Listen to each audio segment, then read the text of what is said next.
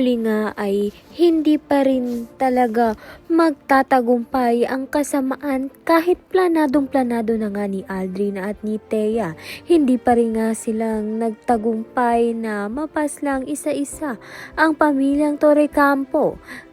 Subalit dahil nga sa pinasabog nga nila ang Torrecampo Realties, isang kawalan nga ito sa pamilya.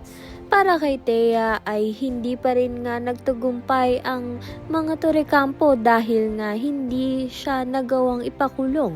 Subalit nawalan naman nga siya ng buhay sa kanyang sariling galit. Sa kabilang banda naman nga babangon nga muli itong si Paulo at si Marge at gagawa nga sila ulit ng magaganda at masasayang memories.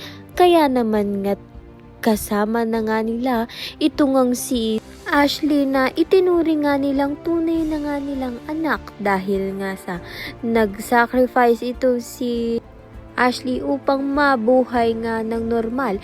Ito ngang si Jasmine. Kaya naman nga't maraming salamat sa iyong panonood.